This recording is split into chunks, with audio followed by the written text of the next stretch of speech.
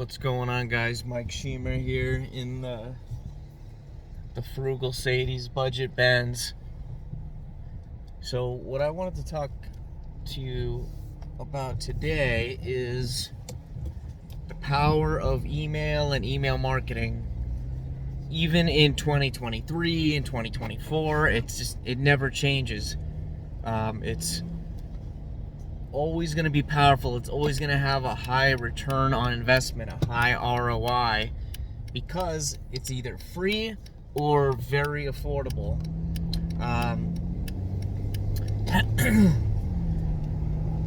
Gmail is free, Yahoo Mail is free. You can use all these old ones too. MailChimp is free, up to 2,000 subscribers. You get a little bit of free built-in email marketing with any blogs, most blogs and social media accounts, YouTube. Sometimes it either sends a push notification or it sends an email notification on posts that you might have missed, video you might have missed, articles, updates. So email marketing pretty much costs pennies, and you even get a free autoresponder for companies like Live Good or David Allen Capital, for example, which is incredibly powerful. So you're getting these very effective tools for free or close to free, depending on what you do. Here, let me close this window. But with your email marketing, the sky is the limit. As long as somebody opts into your list legally. So you have to do it correctly. All right, you can't, you can't do anything illegal. You can't violate the Can Spam Act. You can't violate the GDPR policy for Europeans, people in the European Union. You have to respect their privacy. You have to, make sure that they are aware of how you're using their data, which in my situation, it's only just name and email address pretty much, maybe like a location, but no, I never use any private information because I don't want to have that liability. I don't want to have that responsibility, even though it's rarely an issue, and I'm always secure with everything. But you don't need to collect that type of information, even for a good email list, even for a good segmentation on your emails, unless you're a top company. You're making millions, billions, or at least hundreds of thousands. Then you might be collecting some personal information and so forth, but I don't do that. It's not necessary, especially when you're a small business or a solopreneur. You just have to be smart. You have to use common sense, and don't spam people. Don't email them too often. You have to walk a fine line between emailing people too often, following up enough, giving people enough impressions of your business or your opportunity or your content, but not too much that it's going to make them unsubscribe or mark you as spam. You don't want to send anything too suspicious or just weird stuff, because then you could get even marked as phishing, or you can get your email account shut down. Whether you use Gmail, whether you use an autoresponder software or email marketing software, or even your social media account could get shut down if depending on if you're not doing what you're supposed to do and too many emails or notifications get sent out.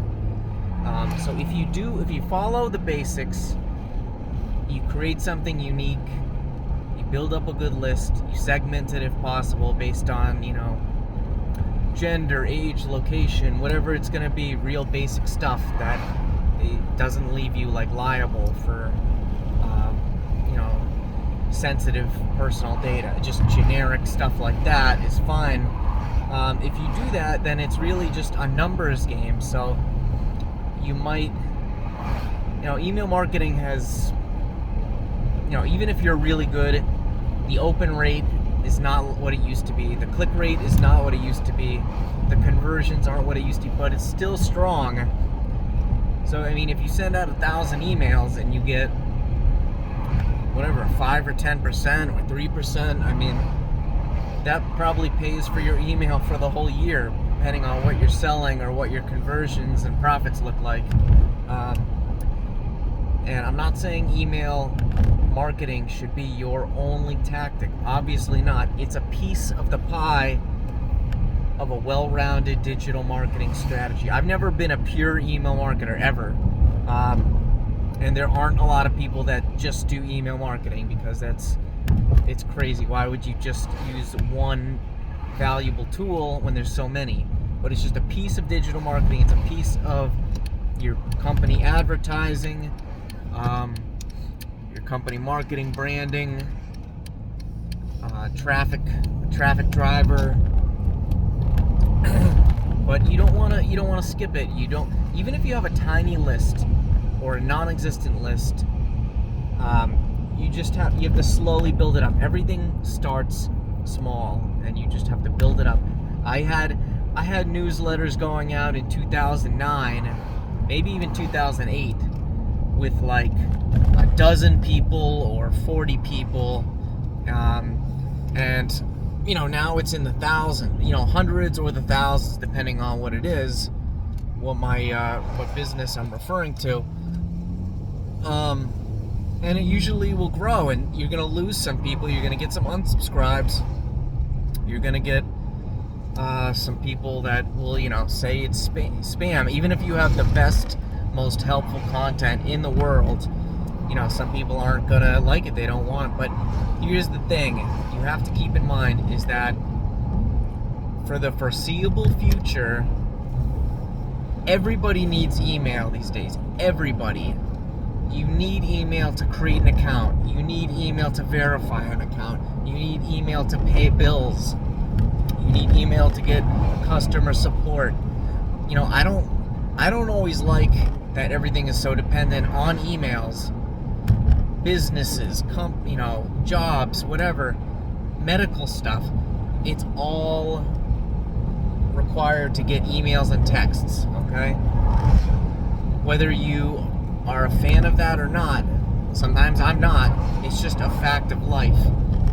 So if you want to be where the eyeballs are, you have to get in the emails, you have to get in the text messages, the direct messages, whatever it is, as long as you do it in the proper way and you're not spamming people, you're not harassing or scamming people, you're providing value, then it's something that is worth adding to your arsenal or improving as part of your arsenal. So keep watching, subscribe for more marketing tips, financial tips, business building, and improving your wealth and your health. So make sure you stay frugal and live good. Thanks.